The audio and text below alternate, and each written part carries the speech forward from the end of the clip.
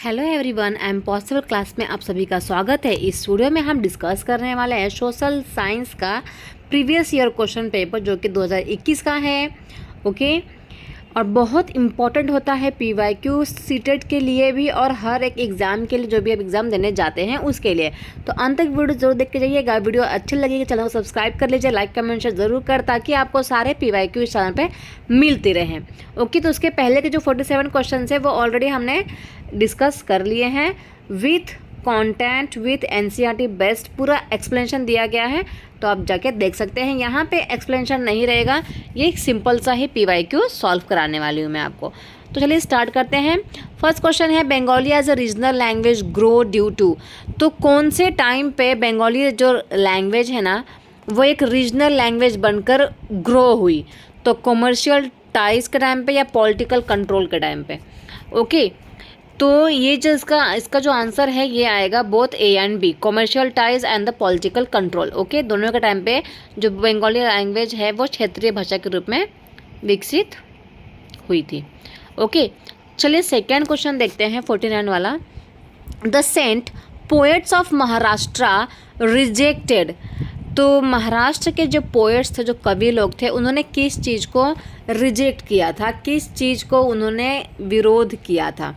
Okay, तो उन्होंने विरोध किया था सभी प्रकार के कर्मकांडों का, जन्म पर आधारित सामाजिक अंतरों का, या परिवार के साथ रहने के विचारों का।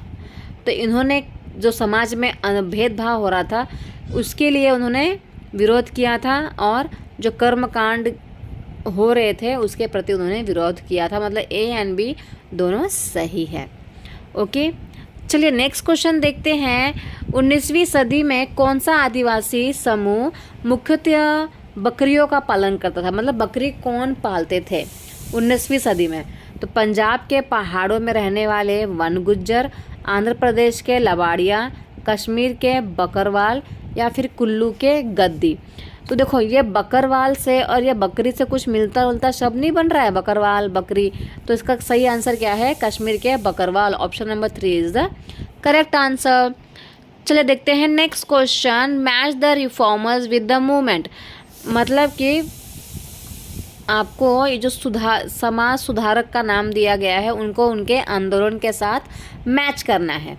ओके, तो घासीदास, पेरियार, डेरिजियो और अंबेडकर। तो देखिए इसका आंसर क्या आएगा? अंबेडकर का तो आपको पता ही होगा ना कि मंदिर प्रवेश आंदोलन उन्होंने किया था कि सबका मंदिर में प्रवेश होना ज़रूरी है, इसमें भेदभाव नहीं होना चाहिए। तो एक का तो आपको आंसर पता ही है कि फोर्थ वाला, अभी फोर्थ इसमें भी दिया है, फोर्थ इसमें भी दिया है, मतलब सेकंड एंड फोर्थ में से कोई आंसर सही होगा। ओके, इसके बाद देखिए, अगर आपको पेरियार के बारे में पता हो, जो पेरियार है ना वो 8th स्टैंडर्ड की हिस्ट्री का क्वेश्चन है, इसमें से आया हुआ है ये क्वेश्चन जो है। तो इसमें क्या है कि पेरियार जो है ना, तो पेरियार जो है ना उन्होंने आत्मसम्मान का आंदोलन किया था। ओके, तो देखो अभी बी का फर्स्ट कहाँ है? बी का फर्स्ट इसके पास है और इसके पास बी का थर्ड है, मतलब option number second is correct. अगर आपको आंसर नहीं आता है तो आप इस तरह के ट्रिक से भी आंसर को सही कर सकते हो। सॉरी, चलिए देखते हैं next question. Most modern Indian script have developed from. आधुनिक भारत की ज़्यादातर लिपियाँ किससे उत्पन्न हुई हैं? ब्राह्मी लिपि से, बंगाली से, या फिर तमिल से, या फिर देवनागरी लिपि से? तो 52 है उसका आंसर क्या आएगा? ब्राह्मी लिपि से। ठीक है, ब्राह्मी लिपि से बहुत सारे लिपियाँ जो हैं वो उत्पन्न हुई हैं। ओके, चल देखते हैं 53 वाला। 53 का जो क्वेश्चन है वो ये है कि कौन सा स्टेटमेंट सही है, वो आपको चूज़ करना है। स्टेटमेंट ए जो है, ostrich were found in India during the Palaeolithic period. मतलब कि जब पैलियोलिथिक पीरियड था तब ऑस्ट्रिच को ढूंढा जा सकता था, मतलब उस टाइम पे ऑस्ट्रिच थे। And large quantity of ostrich के जो एग शेल्स होते हैं, मतलब उसका जो छिलका होता है ना, तो बहुत सारे ऑस्ट्रिच के अंडे के जो छिलके हैं ना वो महाराष्ट्र में पाए गए हैं। तो कौन सा कथन सही है, कौन सा कथन गलत है? तो मैं आपको बता दूं कि ये दोनों ही कथन सही है। पैलियोलिथिक पीरियड में ऑस्ट्रिच को पाया गया है और उसके अंडे को भी पाया गया है, जो कि महाराष्ट्र में रखा हुआ है। ठीक है, और महाराष्ट्र की जो लाइब्रेरीज होती हैं उसमें रखा हुआ है। तो both A and B is true. Option number 2 is correct. चलिए देखते हैं 54 वाला answer. Match the country to their colonies, France, Portugal, England and Spain. तो कौन सा आंसर सही है इसका? आपको थोड़ा बहुत वर्ल्ड मैप जो है ना उसका नॉलेज भी आपके पास होना चाहिए। ओके, तो देखिए फर्स्ट का जो फ्रांस है ना, इसका आएगा एस्टी डोमिन क्यू। ओके, एस्टी डोमिन क्यू। एंड बी का जो पोर्चुगल है उसका आएगा ब्राज़ील। इंग्लैंड जो है उसका आएगा जमैका। मतलब कि option number 2 is the correct answer. चलिए नेक्स्ट क्वेश्चन देखते हैं 55th वाला। इम्पीरियल हिस्टोरिकल पेंटिंग इज़, मतलब कि जो साम्राज्यवादी ऐतिहासिक पेंटिंग थी ना, वो किस चीज़ को दर्शाती थी? साम्राज्यवादी फतह की लोक स्मृतियाँ गढ़ती है, या अंग्रेजों के अजय और सर्वशक्तिशाली रूप में प्रस्तुति करती है, यूरोप में बहुत लोकप्रिय हुई है, या भारत को पूरी प्रामाणिकता के साथ दर्शाती है? तो जो भी हमारी ऐतिहासिक हिस्टोरिकल जो पेंटिंग है ना, वो क्या दर्शाती है? हाँ, लोक स्मृतियाँ को गढ़ती है। पहले के टाइम पे जो भी चीज़ हुआ उन्होंने दीवारों पे ड्राइंग करके रिप्रेजेंट किया है, तो वो हमें बताती है। ठीक है, हम किसी भी चीज़ को देखते हैं तो हमें ये पता चलता है कि अंग्रेज जो थे वो हमारे भारत में कितना ज़्यादा सर्वशक्तिशाली हो चुके थे, और यूरोप में भी ये बहुत लोकप्रिय हुई है। ओके, भारत को पूरी प्रामाणिकता के साथ दर्शाती है? बिल्कुल भी नहीं। उन्होंने भारत को बर्बाद करने के बारे में सोचा, भारत के इतिहास को ही उन्होंने बदल डाला, जिसके वजह से आज भी हमें गलत इतिहास पढ़ना पड़ता है। तो ए बी सी जो है वो सही है। चलो देख लेते हैं कि ए बी सी किस में दिया है। ऑप्शन नंबर 2 जो है वो सही है। ओके, चलिए देखते हैं 56 वाला क्वेश्चन। 56 वाला क्वेश्चन आईने अकबरी के बारे में है। निम्नलिखित कथनों को पढ़ें। ओके, तो यह जो है अकबरनामा का दूसरा भाग है। यह अकबर के शासनकाल की घटनाओं का विवरण देती है। यह लोगों की परंपराओं और संस्कृति का विवरण देती है। यह बहुत सारी चीज़ों का सांख्यिकीय विवरण देती है। तो इसका जो आंसर है ना वो है सी एंड डी, दोनों सही है। क्योंकि अगर आप आईने अकबरी के बारे में पढ़ोगे तो उसमें ना संस्कृति के बारे में, परंपराओं के बारे में बताया गया है, और सांख्यिकीय विवरणों के बारे में बताया गया किस प्रकार से उस टाइम के लोग हिसाब किताब करते थे। तो सी एंड डी जो है वो सही है। ओके, चलिए 57 वाला देखते हैं।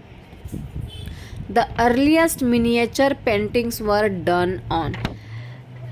सबसे पहले जो मिनिएचर पेंटिंग हुई थी, सबसे छोटी मिनिएचर पेंटिंग जो है वो किसके ऊपर हुई थी? ओके, तो पॉट, पाम लीफ, पेपर या वुड, किसके ऊपर हुई थी वे आपको बताना है। ओके, सो इसका आंसर क्या आएगा? ताड़पत्र, कागज और लकड़ी की तख्ती। B C D is the correct answer. Okay, option number 4 is the correct. अगर 58 की बात करें क्वेश्चन की, तो 700 ईयर्स अगो, 700 साल पहले केरला में एक ट्रैवलर्स आए थे जिन्होंने केरला के डाइवर्सिटी के बारे में बताया था। तो वो महान व्यक्ति कौन थे? कौन थे वो महान व्यक्ति जिन्होंने केरला के डाइवर्सिटी के बारे में बताया? और उन्होंने बताया कि बहुत सारे मुस्लिम्स वहाँ पे रहते हैं। वास्को द गामा, आपको तो यही लगेगा ना कि केरला की बात है तो केरला में तो वास्को ड गामा ही आया था, तो वास्को ड गामा ने ही तारीफ़ की होगी, केरला के बारे में बताया होगा। बट नहीं, इब्न बतूता जो है ना वो एक ट्रैवलर थे, घुमक्कड़ इंसान थे, और उन्होंने ही केरला के बारे में बताया था। Okay, so answer is Ibn Battuta. आहा आहा बगल में जूता, पहले तो करता था चुर। आपने सॉन्ग तो सुना ही होगा, राइट? चलिए देखते हैं next question. Which of the following kinds of equality is mention in the preamble to the Indian constitution. तो इंडियन कॉन्स्टिट्यूशन के प्रियम्बल में कौन सी इक्वालिटी को मेंशन किया हुआ है? Equality of income, equality of wealth, equality of employment या इक्वालिटी ऑफ स्टेटस। तो किस चीज़ को मेंशन किया हुआ है? So the answer is equality of status. Okay, प्रतिष्ठा की समानता का बात किया हुआ है हमारे प्रियम्बल में, तो याद रखिएगा। चलिए नेक्स्ट क्वेश्चन देखते हैं। विच of the following statement is true about the municipal corporation India. Bharat के जो नगम निगम है उनके बारे में कौन सा कथन सही है? वार्ड कमिश्नर का पद निर्वाचित होता है। वार्ड कमिश्नर एक निर्वाचित सदस्य होते हैं। वार्ड कमिश्नर का चुनाव वार्ड काउंसलर करते हैं या वार्ड कमिश्नर का चुनाव प्रशासनिक कर्मचारी करते हैं। सो द आंसर इज, अगर आपको आता है तो आप कमेंट में बता सकते हैं, अपने आप को चेक कर सकते हैं कि आपको कितने आंसर्स आ रहे हैं। So the option is ward councillor is an elected members. ठीक है, कैसे होते हैं वो? एक निर्वाचित सदस्य होते हैं। इनके बाकायदा क्या होते हैं? इलेक्टेड होते हैं ये। ठीक है, चलिए देखते हैं नेक्स्ट क्वेश्चन। सो ऑप्शन नंबर 2 जो है इसमें सही है। अब देखते हैं 61 वाला क्वेश्चन। भारत में महिला रोजगार को प्रोत्साहित करने के लिए कानून है जिनके तहत यह अनिवार्य है कि जिस संस्था में 30 से अधिक महिला कर्मचारी काम करती है ना, वहाँ होना चाहिए। मतलब कि क्या करें, लेडीज़ लोग को क्या कर रहे हैं, प्रमोट कर रहे हैं कि वो भी क्या करें, अब कंपनी वगैरह में आएँ और जॉब करें। तो किसी भी कंपनी में अगर 30 से ज़्यादा महिलाएं हैं तो उस कंपनी में क्या होना चाहिए? शिशु सदन होना चाहिए या सैनिटरी पैड निकालने की मशीन होनी चाहिए या महिला अध्यक्ष होनी चाहिए या फिर यातायात होना चाहिए। इसका आंसर तो आपको पता ही होना चाहिए और कॉमन सेंस से भी आप इसका आंसर लगा सकते हैं कि भाई जब क्योंकि वो एक महिला है तो ऑफकोर्स उसके पास बच्चे तो होंगे ही, राइट। तो शिशु सदन होना चाहिए ताकि कि जो माँ है उसे किसी प्रकार की तकलीफ ना हो और बच्चे को भी कोई प्रॉब्लम ना हो। तो क्या होना चाहिए वहाँ पे? शिशु सदन होना चाहिए। ओके, चलिए देखते हैं। अब 62 क्वेश्चन रोज़ा पार्क के बारे में दिया गया है। रोज़ा पार्क जो है द्वारा बस में अपनी सीट देने से मना करना संयुक्त राष्ट्र अमेरिका में किस आंदोलन के शुरुआती बिंदु बना? तो जो अमेरिका है ना, वहाँ पे पहले भेदभाव होता था, उसको लेकर, कलर को लेकर होता था। ठीक है, तो जो रोज़ा पार्क है ना, उनका कलर भी डार्क था, तो उन्हें नीचे बैठने की परमिशन मिली थी कि आप नीचे बैठो, पर उन्होंने बोला कि मैंने पैसा देके सीट खरीदा है तो मैं नीचे नहीं बैठूंगी। तो ये किस प्रकार का आंदोलन हुआ? जेंडर अधिकार आंदोलन, सार्वजनिक स्थलों में प्रवेश की समानता का आंदोलन, नागरिक अधिकार आंदोलन या श्वेत महिलाओं के लिए न्याय आंदोलन? बताइए किस प्रकार का ये आंदोलन था? तो ये जो आंदोलन था नागरिक अधिकार आंदोलन। ठीक है, किस प्रकार का था आंदोलन? नागरिक अधिकार आंदोलन।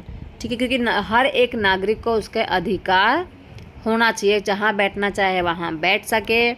ओके, चलिए देखते हैं नेक्स्ट क्वेश्चन जो कि है मीडिया के संदर्भ में। मीडिया के संदर्भ में एजेंडा तैयार करने से क्या अभिप्राय है? What is the implied by the setting agenda in the context of media? Media जो है विषय वस्तु जिसे सरकार द्वारा सेंसर किया जाता है। मीडिया का किसी एक राजनीतिक पार्टी के एजेंडे का प्रचार करना। एक स्वतंत्र मीडिया घटना जिसका कोई भी पूर्व निर्धारित एजेंडा नहीं है। मीडिया द्वारा मुद्दे को चिन्हित करना और उन्हें जनता तक पहुंचाना। तो एक मीडिया के संदर्भ में कौन सा चीज़ जो है वो सही है वो आपको बताना है। ओके, देखिए, तो मीडिया का एक काम तो यही होता है कि किसी भी मुद्दे को क्या करे, वो चिन्हित करे, मतलब उजागर करे और उसे क्या करना चाहिए, जनता तक पहुंचाना चाहिए। यही एक मीडिया का काम होता है। So option number 4 is correct. इसका आंसर आप कॉमन सेंस के माध्यम से भी लगा सकते थे, राइट। चलिए देखते हैं अब 64 वाला question. Which of the following statement is true about the secularism in India. Bharat में जो धर्मनिरपेक्षता के संदर्भ में निम्नलिखित में से कौन सा कथन सही है। न राज्य न धर्म एक दूसरे के मामलों में दखल दे सकते हैं। भारतीय राज्य को धर्म से एक सैद्धांतिक दूरी बनाकर रखना चाहिए। राज्य समुदायों के निजी कानूनों में हस्तक्षेप करना नहीं कर सकता। राज्य द्वारा प्रयास किया जाना चाहिए एक धार्मिक समुदाय दूसरे समुदाय के प्रभुत्व स्थापित न करे। सो इसका आंसर क्या है आप बताएंगे। ओके, देखो तो ऑप्शन नंबर बी अगर आप पढ़ोगे तब तो सही लगेगा। भारतीय राज्य को धर्म से एक सैद्धांतिक दूरी बनाकर रखना चाहिए। ओके, धर्म अलग होना चाहिए, राज्य अलग होना चाहिए, दोनों को अलग अलग ट्रीट करना है। और राज्य द्वारा प्रयास किया जाना चाहिए कि एक धार्मिक समुदाय दूसरे समुदाय के प्रभुत्व को स्थापित ना करे, मतलब उन्हें किसी प्रकार की ठेस ना पहुंचाए। Okay, so B and D is the correct. So option number third is the correct. चलिए नेक्स्ट देखते हैं 65। The Indian parliament had reservation from 1952 to 2019 for which of the following. 1952 से लेकर 2019 तक भारतीय संसद में निम्नलिखित में से किसके लिए आरक्षण था। आरक्षण था, ठीक है, ये बताना है कि किसके लिए था, अब नहीं है 2019 के बाद। Schedule caste, Anglo Indian community, women या फिर शेड्यूल ट्राइब्स। आप इसका आंसर जल्दी से देंगे। ओके, तो देखिए Indian parliament had reservation from 1952 से लेकर 2090 तक for which of the following किसके लिए था ये बताना है। तो ये था option number third A B D, schedule caste, Anglo Indian community and the schedule tribes. Women के लिए अभी भी रिजर्वेशन है, right. So option number third is the correct. चलिए देखते हैं नेक्स्ट क्वेश्चन 66 वाला। Federal court of India is the producer of dash. जो फेडरल कोर्ट ऑफ इंडिया है वो किसका पूर्ववर्ती है। सर्वोच्च न्यायालय, बॉम्बे उच्च न्यायालय, दिल्ली उच्च न्यायालय या फिर अंतर्राष्ट्रीय न्यायालय। तो देखिए federal of court of India जो है ना किसका प्रीडेसेसर है, सुप्रीम कोर्ट का, राइट। क्योंकि हमारे इंडिया में सबसे बड़ा कौन सा कोर्ट होता है, सुप्रीम कोर्ट ही होता है। तो फेडरल कोर्ट ऑफ इंडिया किसका उत्तरदायित्व करता है, किसी की बात मानेगा, सुप्रीम कोर्ट की ही बात मानेगा। Okay, so option number 1 is correct. चल देखते हैं next question. Article 39A of the Indian Constitution places a duty on the state to provide dash to citizens। Hindi में देख लेते हैं। भारतीय संविधान के अनुच्छेद 39A के तहत राज्य का यह कर्तव्य है कि वह अपने नागरिकों को डैश उपलब्ध कराए। तो अनुच्छेद 39A के तहत आपको बताना है कि एक राज्य का क्या कर्तव्य है अपने नागरिकों के प्रति, क्या उन्हें उपलब्ध कराना चाहिए। ओके, सरकारी विश्वविद्यालयों के आरक्षण, कानूनी सहायता, सार्वजनिक वितरण प्रणाली या फिर धार्मिक उपासना की जगहों पर प्रवेश। तो 67 का क्या आंसर होना चाहिए। 39 के तहत जो है राज्य का यह कर्तव्य है कि हर एक नागरिक को कानूनी सहायता मिले। ओके, अगर उनके साथ किसी भी प्रकार का गलत हुआ है तो उन्हें कानून हेल्प करे, यही उनकी जिम्मेदारी बनती है। चलिए देखते हैं next question. Justice Rajendra Sachar committee in 2005 examine the economic and social मिट्राइजेशंस ऑफ विच कम्युनिटी। तो न्यायमूर्ति राजेंद्र सच्चर कम्युनिटी 2005 में जो कमेटी बनी थी, ओके, राजेंद्र सच्चर के साथ में, तो किस समुदाय के आर्थिक व सामाजिक हाशियाकरण पर अध्ययन किया गया है। तो किस चीज़ के लिए बने थे, किस समुदाय के आर्थिक स्थिति को उजागर करने के लिए, अध्ययन करने के लिए ये कम्युनिटी बनाई थी, सिख, पारसी, मुस्लिम या फिर ईसाई। ओके, तो आंसर क्या है आपका, मुस्लिम। ठीक है, मुस्लिम लोगों के बारे में, उनके आर्थिक एवं सामाजिक जो भी प्रॉब्लम्स थे, हाशियाकरण को अध्ययन करने के लिए बनाया गया था। ओके, चलिए देखते हैं 69 वाला क्वेश्चन। भारत में कपड़ा उद्योग के संबंध में दादन व्यवस्था मतलब पुटिंग आउट प्रणाली के क्या तात्पर्य है। ओके, तो पुटिंग आउट का मतलब क्या होता है, व्यापारी द्वारा बुनकर को कच्ची सामग्री उपलब्ध करवाना और उससे बुना हुआ सामान कपड़ा लेना, या फिर बुनकर का उपभोक्ताओं से सीधे ऑर्डर लेना, उसे बुना हुआ सामान पहुंचाना, व्यापारी द्वारा बुनकरों के माध्यम से कपड़े को कारखाने में बेचना और उससे कमीशन लेना, या बुनकर द्वारा सीधे कपड़ा कारखाने में बेचना। पुटिंग आउट प्रणाली का मतलब क्या होता है वो आपको बताना है। ओके, तो option number 1 is correct. Okay, व्यापारी द्वारा बुनकर को कच्ची सामग्री उपलब्ध करवाना और उससे बुना हुआ कपड़ा लेना ही मतलब होता है पुटिंग आउट प्रणाली।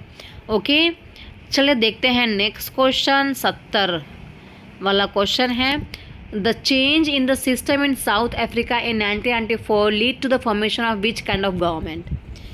तो 1994 में जो दक्षिण अफ्रीका में जो व्यवस्था बदली वो किस तरह की सरकार बनी, रंग भेद सरकार, अल्पसंख्यक सरकार, राजतांत्रिक सरकार या फिर लोकतांत्रिक सरकार।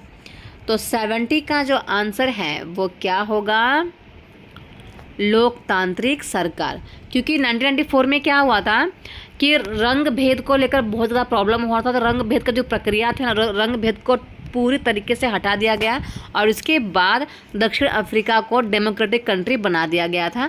तो ये हो जाएगा लोकतांत्रिक सरकार। ठीक है, जो कि 8th स्टैंडर्ड की हिस्ट्री का क्वेश्चन है।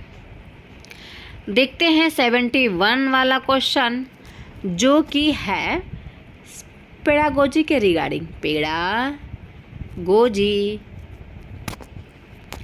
फर्स्ट क्वेश्चन है, सामाजिक विज्ञान के शिक्षण शास्त्री अब उच्च प्राथमिक स्तर पर पढ़ाते वक्त नागरिक शास्त्र शब्द का प्रयोग क्यों नहीं करते हैं।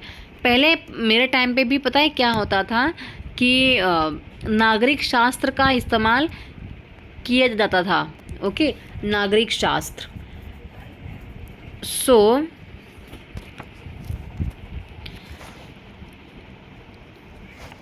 तो अब यही बताना है आपको कि social science pedagogies no longer use the word civics.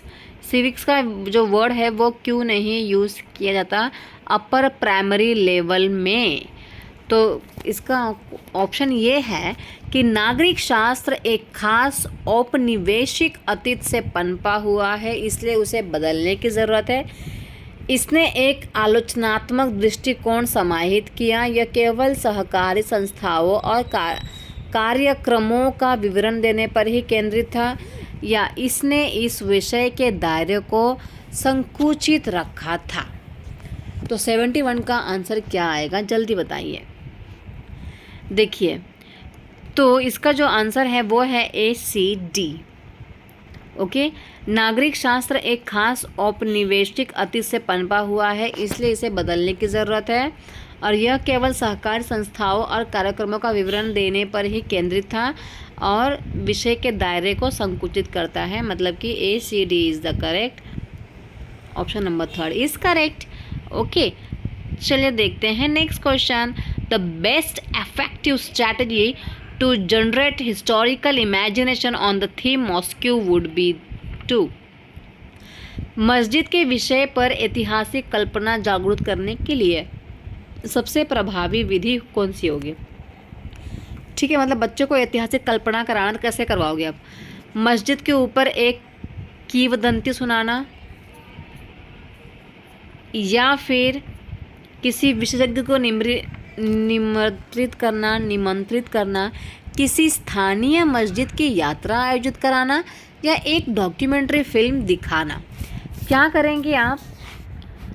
बच्चे को देखो, बच्चे को ना कोई भी हो, मस्जिद हो चाहे मंदिर हो, अगर हमें बच्चे को पढ़ाना है इतिहास के बारे में, तो अगर हम उस प्लेस पे जाते हैं, यात्रा करवाते हैं, तो बच्चे को ज़्यादा अच्छे से समझ में आएगा। So option number 3 is the correct. Okay, चले देखते हैं नेक्स्ट वाला question 73। Maps, coins and timelines are most suitable for teaching. तो मैप्स का इस्तेमाल अगर आप कर रहे हो, कॉइन्स का इस्तेमाल कर रहे हो, तो कौन से टीचिंग के लिए ये सुटेबल रहेगा? इकोनॉमिक्स या फिर पॉलिटिकल सोशल लाइफ या फिर हिस्ट्री या फिर सोशियोलॉजी? तो सही आंसर क्या है इसका? हिस्ट्री। हिस्ट्री में अगर आप मैप के बारे में बताते हैं, ओके, कि इब्न बतूता कहाँ से आया था, वास्को द गामा कहाँ से आया था, कौन से कॉइन्स का इस्तेमाल पहले के लोग करते थे, कॉमन सेंस की बात है कि कॉइन्स का इस्तेमाल तो हम हिस्ट्री में ही करेंगे, राइट। इकोनॉमिक्स में भी कर सकते हैं, बट इकोनॉमिक्स में हम सिर्फ कॉइन्स के बारे में, हम नोटों के बारे में पढ़ते हैं, हम पैसों के बारे में पढ़ते हैं, किस प्रकार से पैसों को बढ़ाना चाहिए, बट कॉइन्स के बारे में हम हिस्ट्री में ही पढ़ेंगे। तो सही आंसर है 3rd, हिस्ट्री। चलिए देखते हैं 74 वाला question. Which of the following does not represent a primary source? इसमें से कौन सा प्राइमरी स्रोत नहीं है? ओके, मौसम की दैनिक जानकारियों का संग्रह करना, भारत के आर्थिक सर्वेक्षण की समीक्षा, जन्म एवं मृत्यु का पंजीकरण, या हड़प्पा के नृत्य करती हुई लड़की का प्रतिरूपी। निम्नलिखित में से कौन सा प्राथमिक स्रोत का प्रतीक नहीं है? ओके, सो देखो, मौसम की जानकारी भी हमारा प्राइमरी सोर्स रहेगा, राइट। आर्थिक संरक्षण भी हमारा फर्स्ट रहेगा, मृत्यु का और जन्म का हम लोग पंजीकरण कराते हैं, ये भी हमारा प्राथमिक स्रोत ही है। तो ये प्राथमिक स्रोत कौन सा नहीं है? तो नृत्य करती हुई लड़की जो है वो हमारी प्राथमिक स्रोत नहीं है। So option number D is correct. Okay, चलिए देखते हैं next question. In social science teaching community can be an important resource as.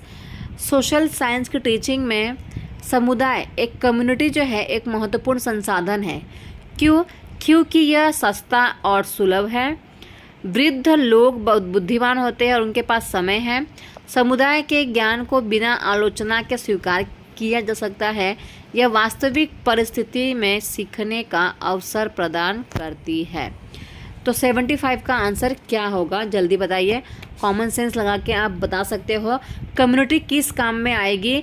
वास्तविक परिस्थिति के सीखने का अवसर प्रदान करती है।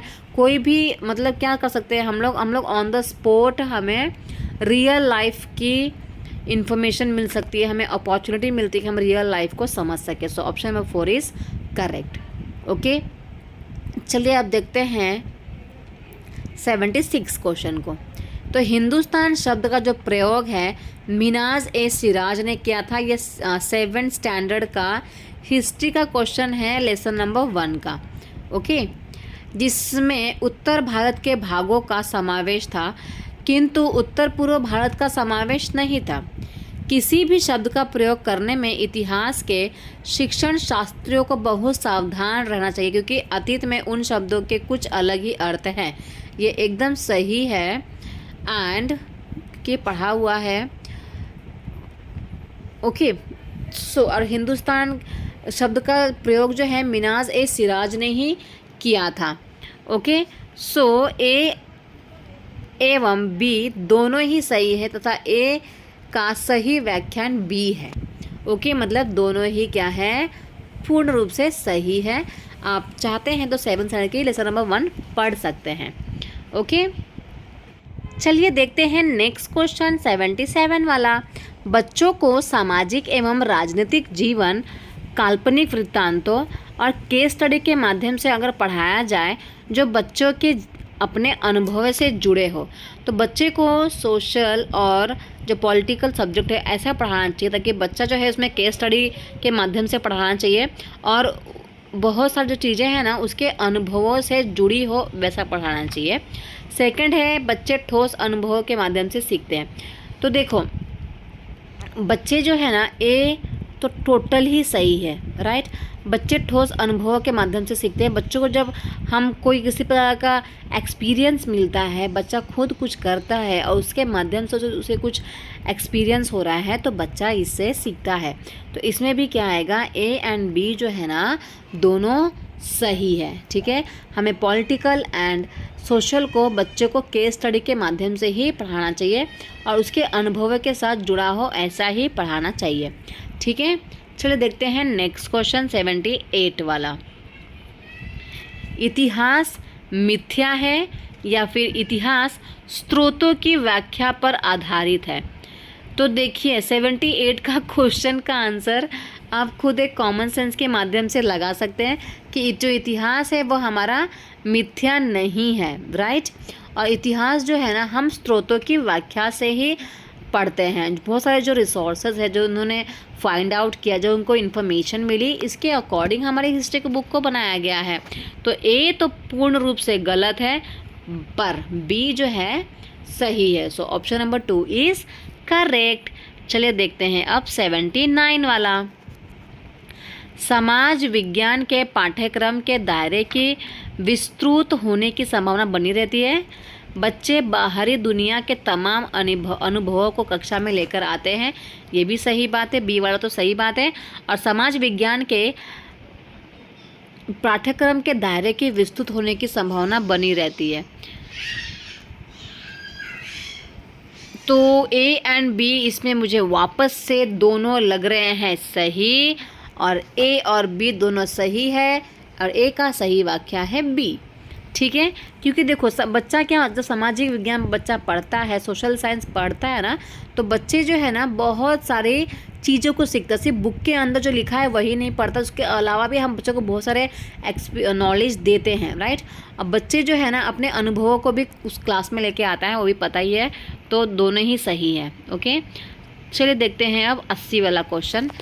किसी कक्षा में यदि शिक्षक शिक्षिका किसी क्षेत्र के लोगों को किसी एक निर्धारित छवि में बांध देती है तब वो किस चीज़ को बढ़ावा दे रही है, विविधता को, रूढ़िबद्धता को, बहुसंस्कृतिवाद को या फिर पंथ निरपेक्षवाद को।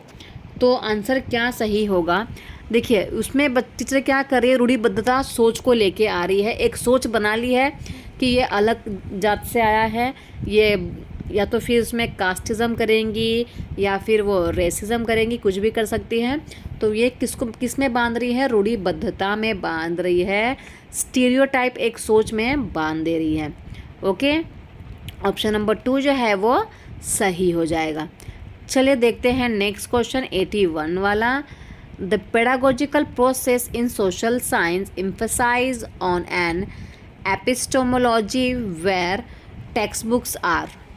मतलब कि सामाजिक विज्ञान में शैक्षणिक प्रक्रियाएं एक ऐसी ज्ञान मीमांस पर जोर देती है जहां पाठ्य पुस्तक जो है ना मुद्दों को समझने का एक विशेष रास्ता होती है, एक बंद बक्से की तरह विकसित होती है, अतीत की मुख्य धारा का लेखा जोखा होता है या परिवर्तनात्मक दस्तावेज के रूप में बनती है। तो फिर सामाजिक विज्ञान की जो शैक्षणिक प्रक्रिया है वो किस प्रकार से बनी हुई है वो आपको बताना है। तो चलिए जल्दी से बताइए। तो इसका आंसर जो है ना वो आएगा ए एंड डी। मुद्दों को देखो समझने का एक विशेष रास्ता होती है, सही बात है, बहुत कुछ इसमें लिखा होता है। बंद बक्से की तरह विकसित कभी नहीं हो सकता, ओके। सिर्फ किसी मुख्य चीज़ों के बारे में लिखा जोखा है तो वो भी सही नहीं होगा। परिवर्तनात्मक दस्तावेज के रूप में बनी होती है। So A and D is the सही, मतलब कि option number 2 is correct, okay. चलिए देखते हैं अब 82 वाला क्वेश्चन। स्रोत थीम पर चर्चा करते समय एक सामाजिक विज्ञान का शिक्षक अधिगमकर्ताओं की सहभागिता को कैसे बढ़ा सकता है।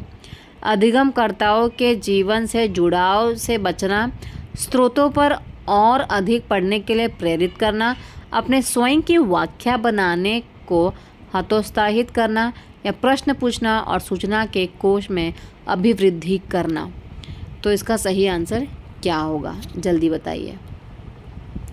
देखिए तो सामाजिक विज्ञान में एक थीम पर चर्चा करते समय हमें किस पर ज़्यादा फोकस करना है? स्रोतों पर, और अधिक पढ़ने के लिए हमें सबको प्रेरित करना है, और प्रश्न पूछना है, और सूचना के कोश में अभिवृद्धि करनी है। Means B and D is the correct. Option number 3 is correct. चलिए देखते हैं नेक्स्ट क्वेश्चन 83 वाला। Okay, how can social science teachers deal with children who are inattentive in the classroom?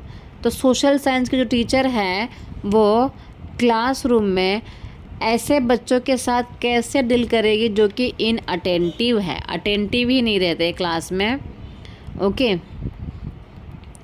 तो इसका ऑप्शन है उन्हें और अधिक तिथि और तथ्यों को याद करने के लिए कहेंगे और व्यस्त रखेंगे।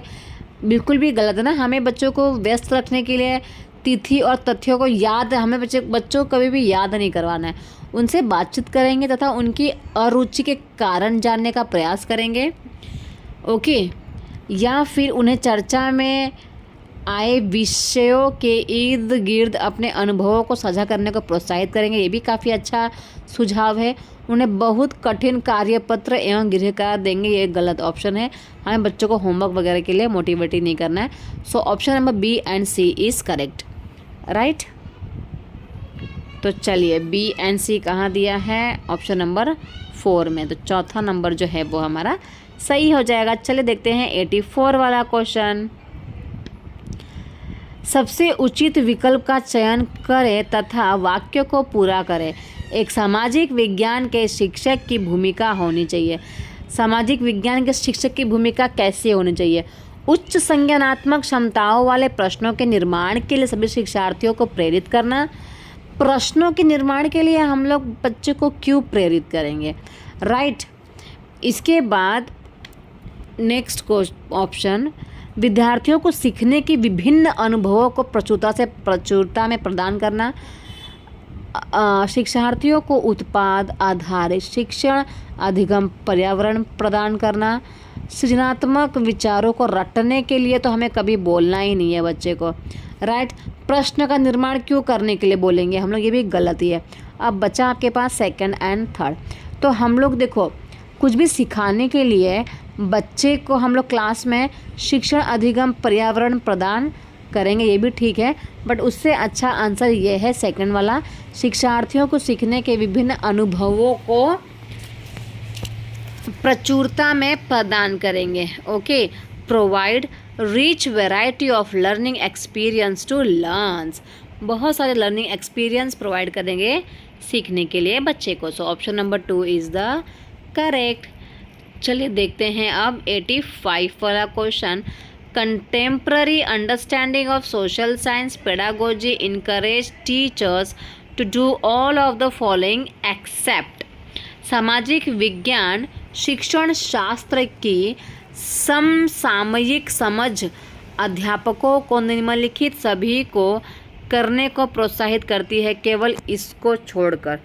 तो सबको मतलब प्रोत्साहित ही करती है सामाजिक विज्ञान का जो समसामयिक समझ है, बट किसको वो प्रोत्साहित नहीं करती? यथास्थिति बनाए रखने को, स्रोतों की मदद से अनुमान लगाने एवं सत्यापन करने के अवसर उत्पन्न करना, विद्यार्थियों में सुव्यवस्थित तर्क करने के कौशल को विकसित करना, इतिहास को एक प्रक्रिया के रूप में प्रस्तुत करना। देखो, तो यथास्थिति बनाए रखना, इस चीज़ को बिल्कुल भी वो प्रोत्साहित नहीं करेगा, राइट। एक ही स्थिर स्थिति नहीं बनी रह सकती है, राइट। सो ऑप्शन नंबर 1 जो है वो करेक्ट है। चलिए देखते हैं नेक्स्ट क्वेश्चन 86 वाला क्वेश्चन देख लेते हैं।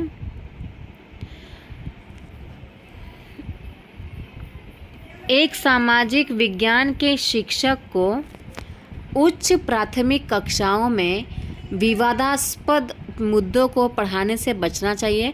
मतलब सामाजिक विज्ञान के आप टीचर हो तो क्लास में जो भी विवाद के रिगार्डिंग ऐसे जो मुद्दे होते हैं उससे पढ़ाने से बचना चाहिए।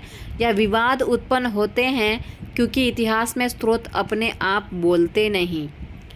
तो देखिए, 86 की अगर आंसर की बात करें तो सामाजिक विज्ञान के शिक्षक को ऐसा कभी भी नहीं करना चाहिए कि अगर कोई ऐसा टॉपिक है जिसमें विवाद के बारे में बताया गया है तो उसे पढ़ाना चाहिए, क्योंकि हर एक बच्चे को हर एक नॉलेज होनी चाहिए। तो ये तो गलत है हमारा, ठीक है।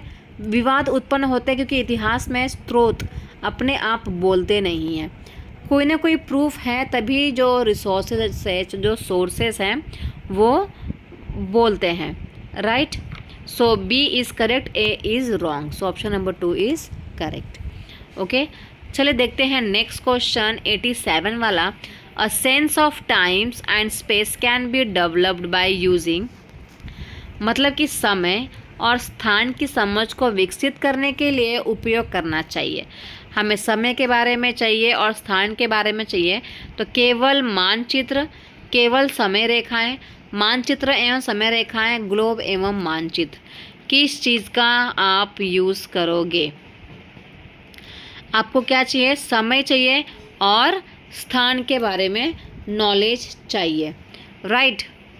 सो आंसर है मानचित्र एवं समय रेखाएं। मैप्स एंड द टाइमलाइंस दोनों आपके पास पता होनी चाहिए, तभी आप क्या कर सकते हो, समय और स्थान का पता लगा सकते हो।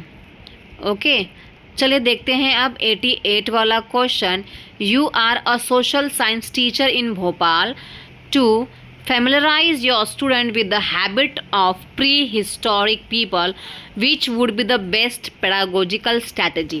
आप क्या हैं? सामाजिक विज्ञान के शिक्षक हैं। कहाँ में हैं? कहाँ रहते हैं आप? भोपाल में। तो पूर्व इतिहास काल के लोगों से विद्यार्थियों को परिचित कराने के लिए सर्वोत्तम शिक्षण शास्त्रीय विधि कौन सी होगी?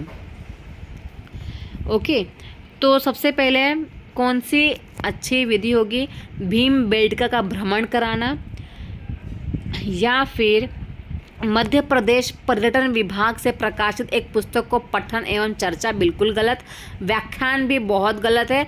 एक अभिलेखागार का भ्रमण कराना।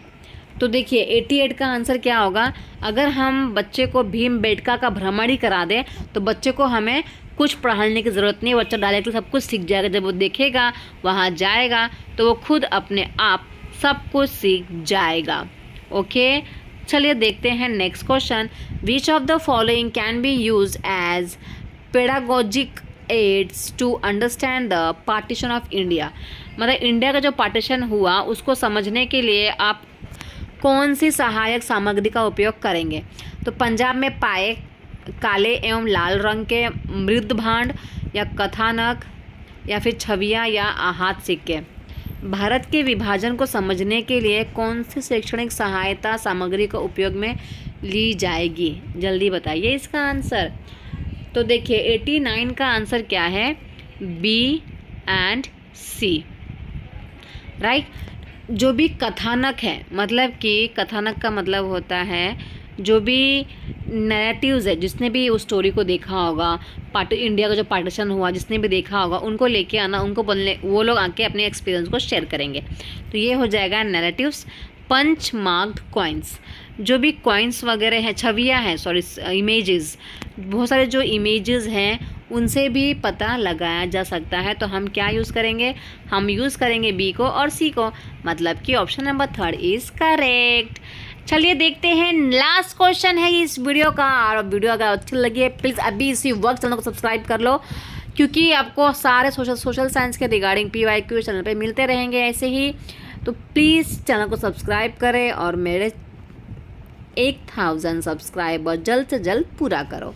Okay, social science teacher should aim towards, social science की जो टीचर होती है उनका जो मेन लक्ष्य होता है वो क्या होता है? हमारे अतीत पर दृष्टिकोण का निर्माण करना, तिथियों को सटीक रूप से कंठस्थ कराना, हमारे अतीत को गौरवशाली बनाना, समुदायों के बीच केवल विरोध द्वंद्व को इंगित करना। तो एक टीचर का क्या रोल होना चाहिए? हमारे अतीत पर पर्सपेक्टिव का निर्माण करना, ठीक है, कंठस्थ भी नहीं कराना हमें, और विरोध और द्वंद्व को भी नहीं बताना, ठीक है, और हमारा अतीत को गौरवशाली बनाना, ये भी ठीक है। ओके, बट केवल A is the correct answer, क्योंकि यहाँ पे ए एंड सी तो कहीं दिया नहीं है ना, ए और सी और डी दिया है, तो ये तो टीचर कभी भी द्वंद्व वगैरह लड़ाई झगड़ा नहीं करवाएगी, right. So option number A is correct. तो ये वीडियो कैसी लगी कमेंट सेक्शन में ज़रूर बताइएगा। चैनल को सब्सक्राइब कर ले, लाइक कमेंट शेयर ज़रूर करें। Please support me everyone. Thank you so much everyone. जल्दी से मेरे 1000 सब्सक्राइबर्स आप लोग कर दीजिए। मिलते हैं नेक्स्ट वीडियो में, बाय बाय।